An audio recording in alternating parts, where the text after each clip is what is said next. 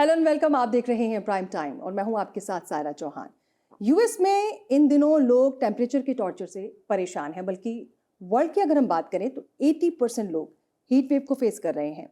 अब एक बार फिर से क्लाइमेट चेंज पर बहस तेज हो गई है और बात जब क्लाइमेट चेंज की होती है तो बात होती है रिन्यूएबल एनर्जी की, क्योंकि क्लीन और ग्रीन एनर्जी क्लाइमेट को बचाने के लिए बेहद अहम है, बेहद ज़रूरी है। यानी हम रिन्यूएबल एनर्जी को क्लाइमेट चेंज के अगेंस्ट एक इफेक्टिव टूल की तरह, वेपन की तरह इस्तेमाल कर सकते हैं। यूएस में रिन्यूएबल एनर्जी में काफ़ी पोटेंशियल नज़र आ रहा है। लास्ट डेकेड में अगर देखा जाए, विंड और सोलर एनर्जी में रिमार्केबल ग्रोथ भी देखा गया है। साथ ही इससे इलेक्ट्रिसिटी प्रोड्यूस करने की कॉस्ट 58 से 78% तक कम हो जाती है।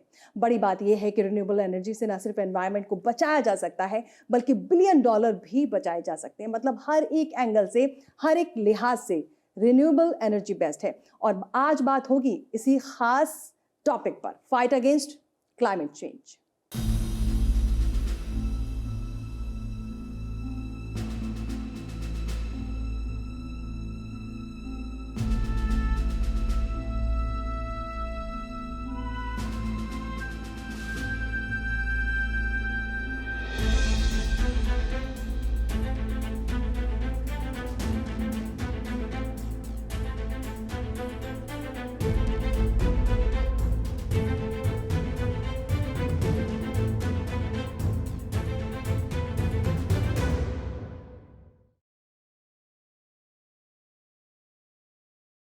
तो फाइट अगेंस्ट क्लाइमेट चेंज, और इसके लिए क्या बड़ा सपोर्ट कर रहा है विंड और सोलर एनर्जी।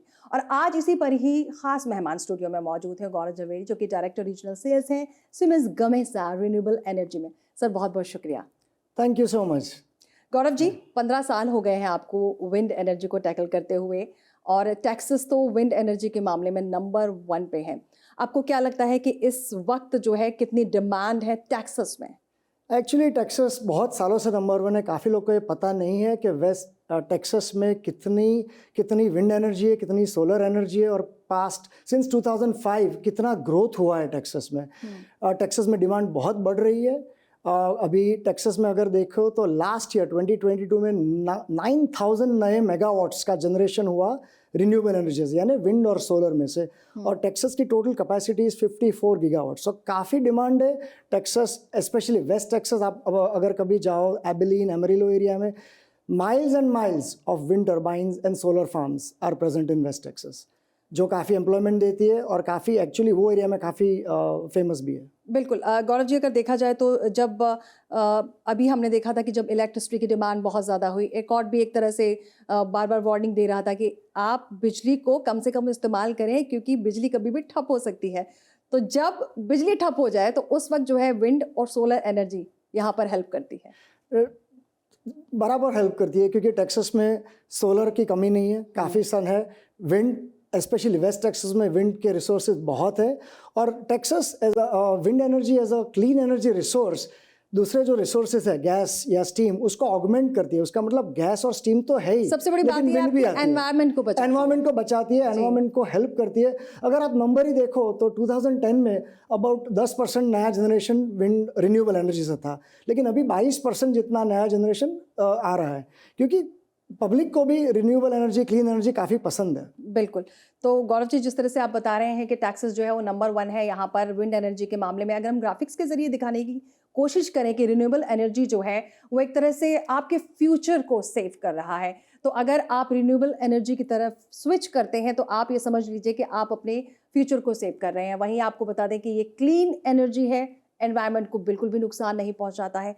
चाहे सोलर एनर्जी की बात कर लें, विंड एनर्जी की बात कर लें, हाइड्रो इलेक्ट्रिक की बात कर लें, बायोमास की बात कर लें, या जियोथर्मल पावर की बात कर लें। अगर हम पूरे अमेरिका की बात करें तो मोर देन 20% जो है इलेक्ट्रिसिटी एक तरह से विंड और सोलर के जरिए जो है, या रिन्यूएबल एनर्जी के जरिए कहीं ना कहीं यूएस को मिल रही है।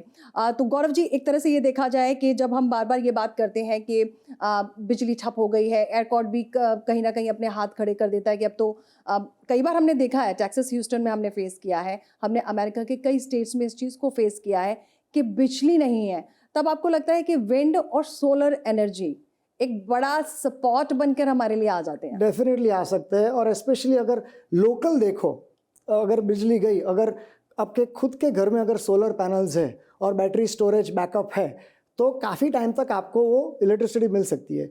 विंड तो खैर बड़ी मिल्स होती है, तो वो तो रिमोट एरिया में होना पड़ता है, लेकिन सोलर फार्म्स काफ़ी जगह पे हो सकता है, काउंटी लेवल पे भी बन सकता है। जी तो it is definitely a saviour. जी बिल्कुल। अगर हम बेनिफिट्स की यहाँ पर कहीं ना कहीं बात करें तो बेनिफिट्स जो है वो बहुत ज़्यादा है। जी हाँ, ये आपको एक तो फ्री में मिल रहा है, यानी कि आपको इसके लिए बहुत ज़्यादा खर्चा करने की ज़रूरत नहीं है, बिल्कुल फ्री है। चाहे हम सोलर की बात कर लें, बायोमास की बात कर लें, या फिर विंड की बात कर लें। और सबसे बड़ी बात यह है कि इससे जॉब अपॉर्चुनिटीज़ जो हैं वो क्रिएट हो रही है कहीं ना कहीं। और रिन्यूएबल एनर्जी बहुत ज़्यादा चीप है, और यूएस में ख़ास तौर पर अगर हम देखें, और सस्टेनेबल बहुत ज़्यादा है। तो गौरव जी, अगर देखा जाए कि जब भी हम बात करते हैं कि क्लाइमेट चेंज की हम बात करते हैं, क्लाइमेट क्राइसिस की हम बात करते हैं, इस वक्त अगर हम देखें तो यूएस जो है, चाहे हम टेक्सास की बात करें, चाहे हम दूसरे स्टेट्स की बात कर लें, फिनिक्स की बात कर लें, गर्मी बहुत ज़्यादा है, हीट वेव बढ़ रहा है।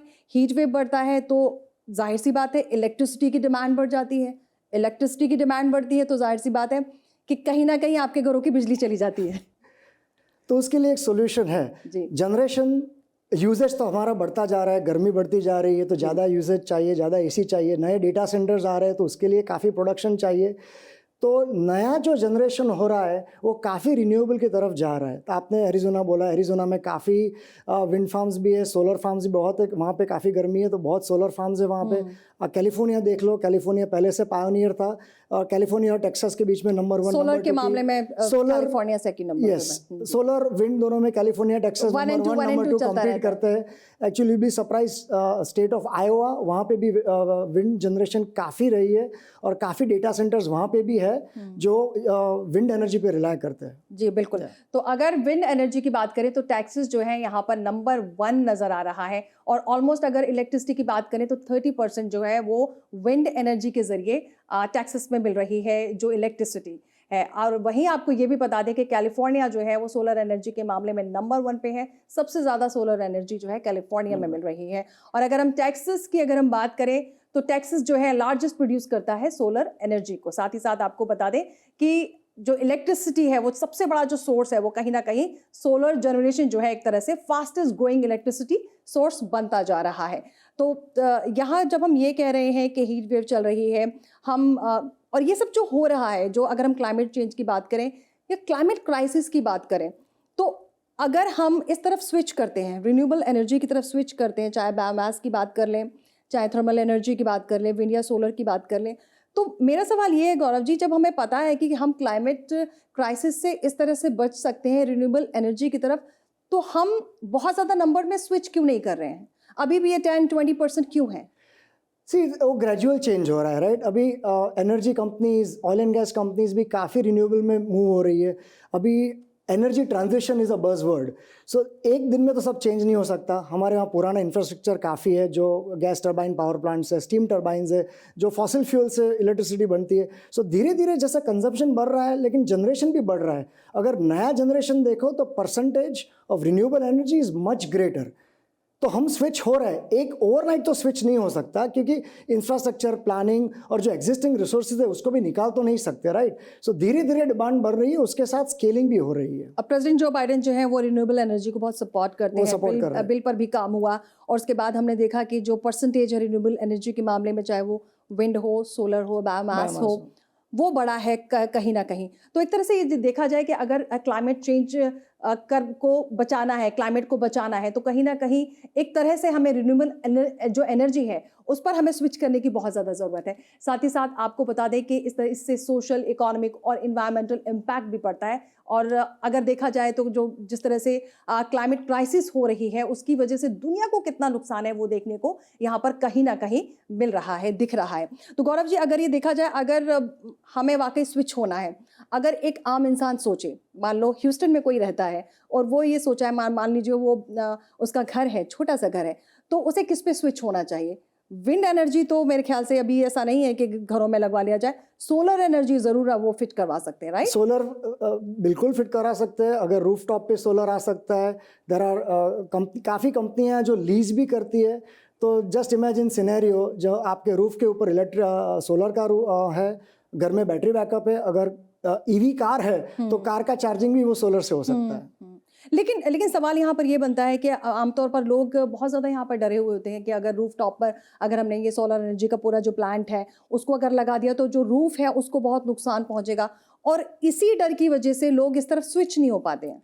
तो अभी काफ़ी वेल एस्टेब्लिश्ड हो गया है, पहले जैसा नहीं है, काफ़ी रेप्यूटेड कंपनीज करती है। ऑब्वियसली रूफ का स्ट्रक्चरल चेकिंग तो करना ही पड़ेगा, लेकिन अभी पहले से बहुत ज़्यादा कॉमन हो गया है, बहुत ज़्यादा कॉमन हो गया। लेकिन ये जो डर है आपको लगता है कि लोगों के दिलों से धीरे धीरे बिल्कुल जा निकल रहा चुका है, है? क्योंकि अगर वो घर में रहना है, इलेक्ट्रिसिटी का बिल कम भरना है या तो नहीं भरना है, तो सोलर का एक बार इन्वेस्टमेंट हो गया तो खुद की एनर्जी जनरेट करो। अगर ज़्यादा एनर्जी जनरेट की तो ग्रिड को आप बेच भी सकते हो, टेक्सास अलाउ भी करता है। और वो भी अगर नहीं करना है तो टेक्सास में वो भी प्रोविज़न है कि आप जब इलेक्ट्रिसिटी पावर प्रोड्यूसर्स को अगर चेंज करते हो तो बोल सकते हो कि मुझे रिन्यूएबल एनर्जी ही खरीदनी है, तो आपको ऐसा पैकेज भी मिल सकता है। बिल्कुल। तो यहाँ पर हम बहुत छोटा सा ब्रेक ले रहे हैं और हम लगातार बात कर रहे हैं क्लाइमेट चेंज, क्लाइमेट क्राइसिस और रिन्यूएबल एनर्जी से कैसे आप सब कुछ बदल सकते हैं। कहीं मत जाइएगा, बहुत जल्द वापस आ रहे हैं।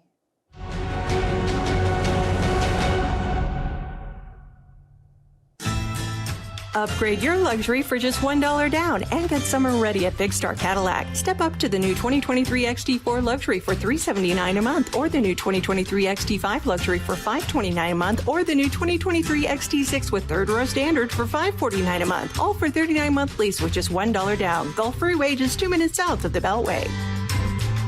Shop smarter when you shop at Big Star. Shop BigStarCadillac.com. There is a road laid out for me. First night here, but Amy seems cool. Leading down to the river. I am blind, but I need not see. What do you think? I know this road is there for me. If I'm really free, take me down to the river and walk. Hey!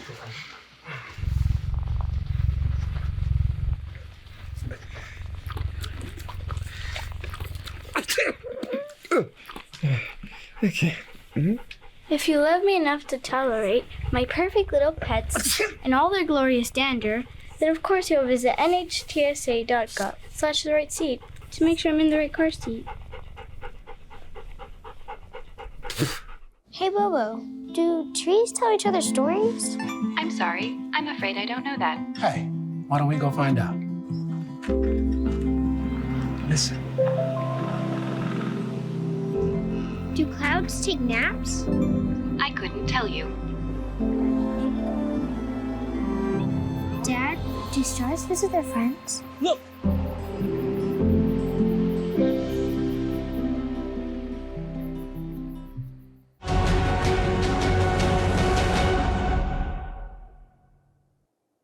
Welcome back. Prime time आप देख रहे हैं। अगर आपके बिजली का bill बहुत ज़्यादा आता है और क्लाइमेट क्राइसिस के अगेंस्ट आप फाइट करना चाहते हैं तो आप भी इसके सोल्जर बन सकते हैं। जी हाँ, आपको कुछ नहीं करना है, रिन्यूएबल एनर्जी की तरफ स्विच करना है। लगातार स्टूडियो में गेस्ट हैं गौरव जवेरी जो कि डायरेक्टर रीजनल सेल्स हैं Siemens Gamesa renewable energy. Wind energy के मामले में आपने 15 से ज़्यादा साल हो गए हैं, आप लगातार काम कर रहे हैं। आपने जब शुरुआत की और अब आपको लग रहा है कि लोग किस तरफ ज़्यादा स्विच हो रहे हैं, विंड एनर्जी की तरफ या फिर सोलर एनर्जी की तरफ?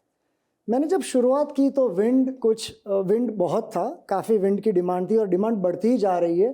पिछले 10 सालों से या 7 सालों से सोलर की डिमांड भी काफ़ी बढ़ चुकी है, क्योंकि प्रोडक्शन कॉस्ट बोथ विंड और सोलर दोनों में काफ़ी रिडक्शन हुआ है। प्रोडक्शन कॉस्ट में सस्ता हो गया है और सोलर थोड़ा ईजी भी है लगाने के लिए। अगर रिटेल में भी करना है तो solar is easier for utility scale, यानी यूटिलिटी को अगर करना है तो विंड एनर्जी की तरफ वो लोग जाते हैं। जी, और सबसे बड़ी बात यह है कि आपने देखा होगा इलेक्ट्रिसिटी बिल जो है वो बहुत ज़्यादा आ रहे हैं। इनफैक्ट जो अभी का टाइम चल रहा है, क्योंकि हीट वेव बहुत ज़्यादा है, लोगों के घरों में एसी लगातार चल रहा है, उसको रेस्ट नहीं दिया जा रहा है, बिजली के बिल लंबे लंबे आ रहे हैं। लेकिन ऐसे में लोग फिर भी ये सोचते हैं कि रिन्यूएबल एनर्जी की तरफ स्विच करना है, नहीं करना है। ऐसा क्यों है कि आज भी लोग बहुत ज़्यादा कंफ्यूज हैं? उनको बहुत ज़्यादा ये है कि करना चाहिए या फिर नहीं करना चाहिए। स्टार्टिंग में रिन्यूएबल एनर्जी महंगी थी, लेकिन पिछले 5-7 सालों में रिन्यूएबल का कॉस्ट विंड है, सोलर है, कुछ भी है, उसका production cost, manufacturing cost, generation cost, transmission cost काफ़ी सस्ता हो गया है। गवर्नमेंट के पॉलिसी इंसेंटिव्स आ रहे हैं और यंगर जनरेशन क्लाइमेट चेंज के लिए ज़्यादा सोचती है, तो they are also willing to pay little bit more. तो इसलिए थोड़ा कन्फ्यूजन रहा है कि इतने पैसे दे, और काफ़ी जनरेशन ऐसे भी सोचिए थोड़ा प्रीमियम दे दिया तो क्या हुआ, क्लाइमेट को तो एडवांटेज हो रहा है ना, हमें तो एडवांटेज हो रहा है। और सबसे बड़ी बात बिजली का बिल भी तो बिजली का बिल हो रहा है क्योंकि नया जनरेशन अभी रिन्यूएबल से हो रहा है। गैस टरबाइन देखो या स्टीम टरबाइन देखो तो उसके परमिट्स, नया प्लांट डालने में काफ़ी टाइम लग जाता है। लेकिन अगर विंड का फार्म डालना है या सोलर का फार्म डालना है तो 1 या 2 साल के अंदर परमिटिंग के साथ हो सकता है। अब गौरव जी, मैं ये समझना चाहती हूँ कि जब विंड एनर्जी का कोई आप प्लांट जब डालते हैं, जैसा कि आप अभी बता रहे हैं, तो वो किस तरीके से काम करता है और उस प्लांट से कितने घरों को बिजली मिलती है? वो तो प्लांट की कैपेसिटी के ऊपर है, लेकिन काफ़ी मिनिमम से अगर मैक्सिमम की अगर हम बात करें तो अगर हम यूएस में देखें या टेक्सास में देखो जहाँ सब कुछ बड़ा होता है, तो टेक्सास में नॉर्मली 100 मेगावाट का विंड फार्म लगता है। सोलर फार्म्स छोटे होते हैं क्योंकि उसकी साइज बड़ी होती है, लेकिन और वो उसका घर पे भी आउटपुट लग सकते हैं। छोटे छोटे घर पे भी लग सकते हैं। सोलर के केस में तो आप सेल्फ सफिशिएंट हो सकते हो अगर आपके रूफटॉप पे लग चुका है तो। लेकिन अगर 100 मेगावाट का पावर प्लांट लगाया तो उससे कम से कम 25,000 घर को इलेक्ट्रिसिटी मिल सकती है। 25,000 ये तो नंबर बहुत अच्छा है, इट्स अ बिग बड़ा नंबर है। या। तो अगर छोटा टाउन है राइट, तो एक 100 मेगावाट का विंड फार्म है तो पूरे टाउन को इलेक्ट्रिसिटी मिल सकती है। लेकिन गौरव जी, उस सिचुएशन में क्या होगा कि जब विंड नहीं चल रही है, हवा ही नहीं चल रही है, तो उस वक्त विंड एनर्जी कहाँ से मिलेगी? अगर सनलाइट नहीं है तो सोलर एनर्जी कैसे मिलेगी? तो इसके लिए कोई बैकअप प्लान होता है? हाँ, होता है। जैसे मैंने बोला कि विंड और सोलर सिर्फ अकेले एनर्जी सोर्स नहीं है, they are augmenting, they are supporting अपना गैस टर्बाइंस है या विंड दूसरे सोर्सेज है राइट। रात को तो सनलाइट नहीं होती, बिल्कुल, तो जो अगर बैटरी स्टोरेज है तो सोलर जनरेशन का स्टोरेज हो सकता है। पूरे दिन तो कभी कभी हवा नहीं चलती है, काफ़ी टाइम चलती है लेकिन नहीं भी चलती है, वो टाइम भी अगर जनरेशन का स्टोरेज हो गया तो अच्छा है। स्टोरेज टेक्नोलॉजी अभी काफ़ी डेवलप हो रही है, 10 साल पहले इतनी डेवलप नहीं थी। और विंड और सोलर के साथ अगर कन्वेंशनल जनरेशन है तो साथ में मिक्स काफ़ी अच्छा रहता है। तो मैं हमेशा ऐसे बोलता हूँ कि solar, wind, renewable energy is a good balance to the energy mix. अब आपको क्या लगता है कि अब जिस तरह से लोगों का रुझान कहीं ना कहीं लोग पसंद कर रहे हैं, एक तो बिजली का बिल नहीं आएगा आपका, और दूसरी बात यह है कि आपको विंड और सोलर से जो है इलेक्ट्रिसिटी मिलेगी और आपके घर में जो है लाइट गुस्सी होगी, एसी का बिल भी नहीं आएगा, किसी भी चीज़ का बिल नहीं आएगा। लेकिन आपको लगता है कि अभी भी ये मैसेज लोगों तक ज़्यादा पहुंचने की ज़रूरत है कि आपको स्विच करना चाहिए रिन्यूएबल एनर्जी की तरफ? हाँ जी, बिल्कुल मैसेज पहुंचना चाहिए, धीरे धीरे पहुंच भी रहा है। अगर ऐसे देखो तो एटलीस्ट स्पेशली ह्यूस्टन टेक्सास में काफ़ी बड़ी बड़ी ऑयल एंड गैस कंपनीज है।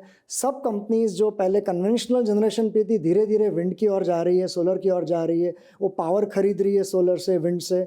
सो मैसेज बढ़ रहा है, एक ही दिन में नहीं चेंज होगा, ये इट्स अ प्रोसेस, और ये प्रोसेस 10 साल पहले चालू हो चुका है। सो धीरे धीरे बढ़ रहा है and we are moving in the right direction. इस मामले में एक चीज़ और मुझे बताएं कि जिस तरीके से विंड और सोलर एनर्जी का इस्तेमाल होता है, आपने बताया कि 25,000 से ज़्यादा घरों में बिजली पहुंचती है। जिस तरह से अगर आप एक छोटा भी प्लांट बनाते हैं तो आपको क्या लगता है कि इस चीज़ को ज़्यादा और बढ़ावा देना चाहिए? क्या गवर्नमेंट इस तरह का सपोर्ट कर रही है? बिल्कुल, इसको बढ़ावा देना चाहिए, गवर्नमेंट सपोर्ट कर रही है। काफ़ी सालों से सपोर्ट है। टेक्सास में तो 2004-2005 से लोकल गवर्नमेंट का सपोर्ट रहा है। नेशनली भी अभी गवर्नमेंट का सपोर्ट है। लास्ट ईयर जो बिल पास हुआ था उससे रिन्यूएबल एनर्जी, सिर्फ विंड नहीं, पूरी रिन्यूएबल एनर्जी को काफ़ी फ़ायदा हो रहा है। अगर पूरे कंट्री में देखें तो 47 नई मैन्युफैक्चरिंग फैसिलिटीज़ अनाउंस हुई है, अबाउट 150 नए प्लांट्स अनाउंस हुए हैं, और काफ़ी इन्वेस्टमेंट, $150+ बिलियन का इन्वेस्टमेंट अनाउंस हो चुका है। तो ये सब होने में टाइम लगेगा, 2-3-4 साल लग जाएंगे, लेकिन मूवमेंट हो रही है वो डायरेक्शन में, और वो बहुत ज़रूरी है। लगातार ये भी कहा जाता है कि अगर क्लाइमेट क्राइसिस जिस तरह से बढ़ रहा है, हीट वेव हम अभी देख रहे हैं, और एक्सपर्ट्स तो ये कह रहे हैं कि अभी तो आप हीट वेव देख रहे हैं, इसके बाद जो सर्दी पड़ेंगी, जो विंटर होंगे, वो भी इसी तरीके से बहुत ज़्यादा आपको मुसीबत में लाएंगे। यानी बहुत ज़्यादा, जैसे हीट बहुत ज़्यादा एक्सट्रीम हुई है, उसी तरीके से विंटर भी बहुत ज़्यादा एक्सट्रीम लेवल पर जाएंगे। कहीं ना कहीं जब हम इसकी बात करते हैं तो निकल कर बात यही आती है कि आपको रिन्यूएबल एनर्जी की तरफ जाना चाहिए, आपको क्लाइमेट को बचाना है तो आपको विंड और सोलर एनर्जी का इस्तेमाल करना चाहिए, क्योंकि अगर हम दूसरी इलेक्ट्रिसिटी की अगर हम बात करें तो उसमें फ्यूल या दूसरी चीज़ों का जो भी इस्तेमाल होता है वो आपके एनवायरनमेंट के लिए बहुत ज़्यादा नुकसान है। लेकिन आपको लगता है कि अभी भी अब इस मामले में अमेरिका नंबर 1 पे है। क्लाइमेट क्राइसिस की अगर हम बात करें तो प्रेसिडेंट जो बाइडेन भी बोलते हैं कि हम इस मामले में सबसे आगे हैं, सबसे सपोर्टिव हैं और दुनिया को भी हम सपोर्ट कर रहे हैं, लेकिन वो सपोर्ट मिल नहीं पा रहा है जो वाकई होना चाहिए। वो धीरे धीरे हो रहा है। आपकी बात बराबर है, लेकिन जब इन्वेस्टमेंट आएगा पूरे कंट्री में और अनाउंसमेंट, जैसे मैंने बोला 150 बिलियन प्लस की अनाउंसमेंट्स प्रोजेक्ट्स की हो चुकी है। वो ये विंड फार्म्स बनेंगे, नए सोलर फार्म्स बनेंगे, और उससे ज़्यादा इंपॉर्टेंट कि बैटरी स्टोरेज की टेक्नोलॉजी में जो इनोवेशंस आ रहे हैं, जब बैटरी स्टोरेज अपना एकदम वेल डिफाइंड हो जाएगा, डेवलप हो जाएगा, तो सर्दियों में या गर्मियों में अगर जनरेशन कम है, अगर स्टोरेज हुआ और स्टोरेज रिलीज करेगा तो हमारे पास स्टोरेज के हिसाब से काफ़ी एनर्जी हो सकती है। जिस तरह से ये कहा जा रहा है कि लोग जब अपने घरों में सोलर एनर्जी को लगवाते हैं तो उनके कई सवाल होते हैं मन में। सबसे जैसा कि मैंने आपसे कहा था कि रूफ टॉप को लेकर बहुत ज़्यादा उनके मन में सवाल होते हैं, अगर कि हम सोलर एनर्जी की तरफ स्विच करेंगे तो हमारे घर को कोई नुकसान ना हो। आपको लगता है कि ये जो नुकसान वाली बात लोगों के दिलों में बैठी हुई है, इसको निकालने की ज़रूरत आ गई है? बिल्कुल निकालने की ज़रूरत आ रही है। इसलिए मैंने बोला काफ़ी अभी रिलायबल कंपनीज है जो मार्केट में है, बड़ा नाम है, वो अपने रूफ, आपके रूफ के ऊपर सोलर का इंस्पेक्शन करके लगा सकती है। और काफ़ी पैकेजेस भी होते हैं, हम कोई स्पेसिफिक कंपनी की मार्केटिंग नहीं कर रहे हैं यहाँ पे, लेकिन वो डेफिनेटली एक्सप्लोर करना ज़रूरी है। जी जी। लेकिन अगर देखा जाए टेक्सास जिस तरह से नंबर 1 है, अगर हम विंड एनर्जी की बात करें तो टेक्सास नंबर 1 है, और सोलर एनर्जी की बात करें तो कैलिफोर्निया सेकंड नंबर पे है। हालांकि 1 एंड फर्स्ट एंड सेकंड जो है वो स्विच ऑन स्विच ऑफ हो रहा है, बिल्कुल होता रहता है। लेकिन आपको क्या लगता है कि और जो दूसरे स्टेट्स हैं उनको भी कहीं ना कहीं बढ़ चढ़ के इस पे हिस्सा लेना चाहिए? वो जो एक जो इंथू की ज़रूरत होती है वो कहीं ना कहीं यहाँ पे नज़र नहीं आ रही है कई स्टेट्स में। वो कई स्टेट्स में नहीं आ रही, लेकिन काफ़ी स्टेट्स में आ भी रही है। काफ़ी स्टेट्स है, जैसे मैंने पहले बोला था, आयोवा है या एरिजोना है, काफ़ी स्टेट्स में, कैंसस है, ओक्लाहोमा है, जो सब सेंट्रल स्टेट्स है जहाँ पे काफ़ी सनलाइट भी है और विंड रिसोर्सेज भी काफ़ी रिच है। वहाँ पे बहुत विंड फार्म्स आ रहे हैं, नए नए भी काफ़ी आ रहे हैं, गीगावाट्स अपॉन गीगावाट्स आ रहे हैं, और 27-28 तक तो काफ़ी गीगावाट्स वो ये 4-5 स्टेट्स के अंदर नए जनरेशन हो जाएगा। तो वहाँ पे जो उनका प्रोडक्शन मिक्स है वो काफ़ी चेंज होने वाला है, और क्या बोलते हैं, रिन्यूएबल पोर्टफोलियो स्टैंडर्ड्स बोलते हैं स्टेट्स का, तो स्टेट्स भी बढ़ावा दे रही है। जैसे होना चाहिए ऐसे नहीं हुआ है, लेकिन 2030 तक, 2035 तक हो जाएगा। अगर हम ह्यूस्टन की बात करें, ह्यूस्टन में किस चीज़ की ज़्यादा डिमांड है, विंड एनर्जी या फिर सोलर एनर्जी की? ऐसे स्पेसिफिक मैं नहीं बता सकता क्या किसकी डिमांड है, लेकिन रेसिडेंशियल होम्स में सोलर की डिमांड बहुत बढ़ सकती है, बहुत बढ़ सकती है, क्योंकि सबके पास घर है, सबके पास रूफटॉप्स है, गवर्नमेंट रूफटॉप्स पे भी इंस्टॉलेशन हो सकता है, और अपने पास सन तो काफ़ी है। तो अगर वहाँ रूफटॉप्स आ गए, वहाँ पे सोलर आ गया, बैटरी स्टोरेज आ गया, तो काफ़ी डिमांड बढ़ सकती है और कैप्टिव कंजम्पशन हो सकता है। जी। अब मान लीजिए अगर मैंने अपने घर में सोलर एनर्जी का प्लांट लगाया और मैंने ज़्यादा सोलर एनर्जी मुझे मिल रही है, तो जो बिजली कंपनीज हैं मैं उनको बेच सकती हूँ। इस चीज़ को कैसे, मतलब ये कैसे काम करता है? सर्विस प्रोवाइडर को हम कैसे अपनी इलेक्ट्रिसिटी दे सकते हैं? वो आई थिंक आपकी बिजली की कंपनी के साथ वो डिस्कशन की काफ़ी ज़रूरत है कि ये सोलर आ गया तो एक्स्ट्रा है, तो लेट्स से 10 मेगावाट है, तो हमने 10 मेगावाट ग्रिड को वापस दे दिया, तो थोड़ा आपको पैसा ग्रिड से भी मिल सकता है, तो आप सरप्लस भी हो सकते हो, यानी व्हिच इज पॉजिटिव। ये तो बहुत ही अच्छी बात है कि आप घर बैठे ही एक तो आप क्लाइमेट क्राइसिस के अगेंस्ट फाइट भी कर रहे हैं, सोल्जर भी यहाँ पर बन रहे हैं, आपकी बिजली का जो बिल है वो बिल्कुल भी नहीं आ रहा है। दूसरी बात यह है कि आप जब चाहे ख़त्म कर सकते हैं, और तीसरी बात यह है कि घर बैठे आप कमा सकते हैं। तो यानी फ़ायदा ही फ़ायदा है, कोई नुकसान इसमें नज़र नहीं आ रहा मुझे। विंड फ्री है, सोलर फ्री है, फ्यूल का तो कोई कॉस्ट है नहीं, सनलाइट का कुछ पैसा तो लगता नहीं है। जी, चलिए प्रोग्राम को रैप अप करने का टाइम है। एक लास्ट अगर आप कोई कमेंट करना चाहें रिन्यूएबल एनर्जी को लेकर। मैं एक ही बोलूँगा कि ओपन माइंड रखो, रिन्यूएबल की तरह देखो, because there are lot of benefits. Clean energy is going to help the environment. फिर ये क्राइसिस, एनर्जी क्राइसिस है, वो कम हो सकती है, और अपना international reliance on fossil fuel भी कम हो सकता है। बहुत शुक्रिया। गो क्लीन एनर्जी। बहुत शुक्रिया sir, thank you for inviting me. Thank you so much. तो प्राइम टाइम में बस इतना ही, और फिर से होगी आपसे मुलाकात एक और इम्पॉर्टेंट टॉपिक के साथ। तब तक आप लगातार देखते रहिए NTV अमेरिका।